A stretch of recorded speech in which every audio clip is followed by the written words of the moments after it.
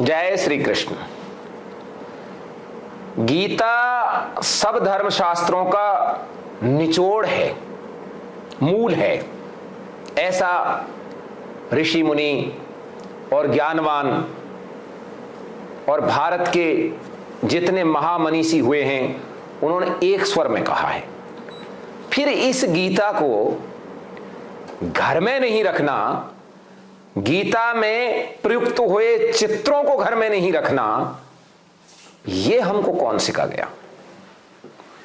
गीता आम जनता तक नहीं चली जाए और लोग कर्म की महिमा को नहीं समझ सकें, इसके लिए धर्मद्रोहियों ने एक डिस्क्लेमर लगाया हुआ है।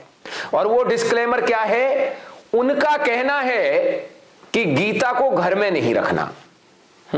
अभी आप में से कुछ सोच रहे होंगे कि नहीं, ऐसा तो किसी ने कहा नहीं गीता को घर में नहीं रहना।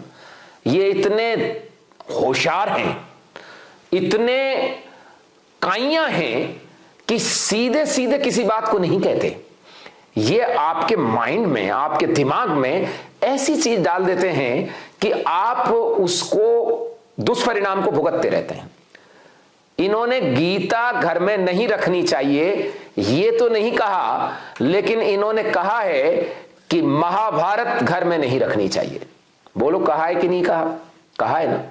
महाभारत का अंग है, हिस्सा है ये गीता। अभी जैसे मान लीजिए कोई कहे मुझसे कि भाई आपके जो मित्र हैं, मेरे मित्र मान लीजिए कोई नरेंद्र सिंह जी चौहान साहब हैं, नरेंद्र सिंह चौहान से अपने संबंध मत रखिए, तो मैं उनसे नाराज हो जाऊंगा। उनसे उनकी बात को तो मानूंगा ही नहीं, बल्कि यह भी समझ जाऊंगा कि यह व्यक्ति मुझे मेरे मित्रों से दूर कर रहा है। लेकिन यदि कोई व्यक्ति यह कह दे कि बाकी सब ठीक है आपके जीवन में, लेकिन चौहानों से थोड़ा बच के रहना और चौहानों से घात हो सकती है आपको, तो मेरे दिमाग में क्या जाएगी कि यार नरेंद्र सिंह जी चौहान साहब भी चौहान हैं, तो मैं उनसे दूरी बरत लूंगा। इसी तरीके से घृणित दिमाग लगाकर इन्होंने महाभारत घर में नहीं रहनी चाहिए एक डिस्क्लेमर लगाकर, ये एक प्रोपेगेंडा चलाकर हमारे सर्वोच्च ग्रंथ, सर्वोच्च ज्ञान को हमसे दूर कर दिया। और महाभारत आज आम जनता के पास, आम प्रजा के पास घर में नहीं है और गीता भी नहीं है। इसलिए अधिकांश लोग गीता को भागवत पुराण समझते हैं। और भागवत कथा करने वाले हमारे विद्वान साथियों ने बहुत ही अच्छी तरीके से उसका नाम श्रीमद् भागवत गीता पुराण कहते हैं, जबकि उसका नाम श्रीमद् भागवत पुराण है। और ये जो गीता है इसका नाम श्री कृष्ण गीता है। दोनों में रात दिन का अंतर है, लेकिन भ्रम डालने के लिए श्री कृष्ण गीता को श्रीमद् भगवत गीता कहना शुरू किया और भागवत पुराण को श्रीमद् भागवत गीता पुराण कहना शुरू किया। विद्वान से विद्वान लोग ये नहीं जानते कि जो भागवत पुराण का पठन या वाचन या उसकी कथा होती है वो श्री कृष्ण और अर्जुन का संवाद नहीं है, यानी वो गीता नहीं है। मेरे एक विद्वान साथी जो एडवोकेट हैं, वो अभी कुछ दिन पहले उनसे मुलाकात हुई तो उन्होंने कहा कि साहब भागवत का ही तो कोर्ट में साक्षी के लिए प्रयोग करते हैं। मैंने कहा नहीं, भागवत का नहीं करते, गीता का करते हैं। तो बोले साहब गीता और भागवत गीता अलग अलग हैं।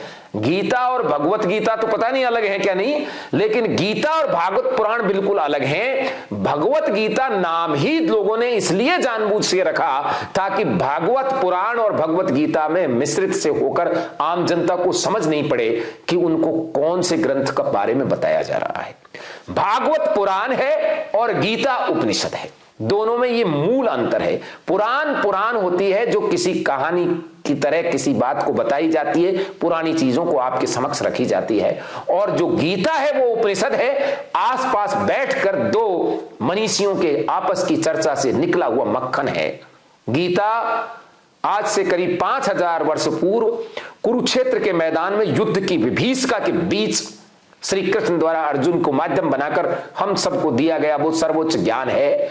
लेकिन इन 5000 वर्षों में भी हमने अपने आप को गीता से दूर रखा और उसका परिणाम है कि आज हम सब प्रमादग्रस्त हैं।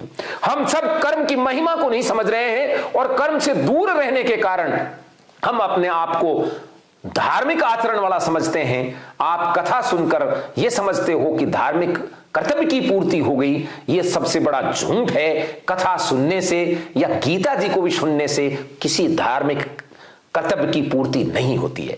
गीता में दिए गए श्लोकों में आपको जो गाइडलाइंस दी है, जो दर्शन बताया है, जिसके मार्गदर्शन हमारा किया गया है, उसकी ओर आगे बढ़ने से निश्चित रूप से हमारा कल्याण होगा। इसलिए श्रीमद् भागवत गीता पुराण नहीं, श्री कृष्ण गीता को हमको समझने की जरूरत ज्यादा है। श्रीमद् भागवत पुराण तो हम बहुत दिनों से सुनते सुनाते कहते आ रहे हैं, लेकिन उसके बावजूद भी हमारे धार्मिक कर्तव्यों की पूर्ति न के बराबर हो रही है, क्योंकि हम अपने मूल कर्मवाद के सिद्धांत से अलग हटे हुए हैं।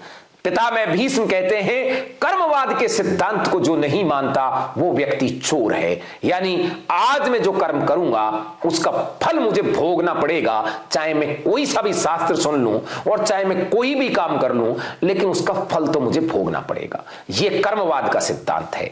यदि हम ये सोचें कि आज होंडा सूदा जैसा कर्म कर लें और बाद में हम भगवान की भजन कर लेंगे और स्वर्ग का टिकट किसी कथा भागवत या किसी शास्त्र को सुनकर ले लेंगे, तो ये झूठ है। ऐसा होगा नहीं। हमको हमारा कर्म पूरा करना पड़ेगा। कर्म की पूर्ति के लिए ही गीता के ज्ञान की जरूरत है, क्योंकि महारथी अर्जुन भी हिमालय में जाके यही विचार कर रहे थे कि मैं वहां तप कर लूंगा, मैं वहां भगवान का स्मरण कर लूंगा, और उस युद्ध को छोड़कर जा रहे थे। यदि यही कल्याण का रास्ता होता तो अर्जुन को वापस उस महाभारत के युद्ध में वासुदेव कृष्ण नहीं लगाते। जय श्री कृष्ण।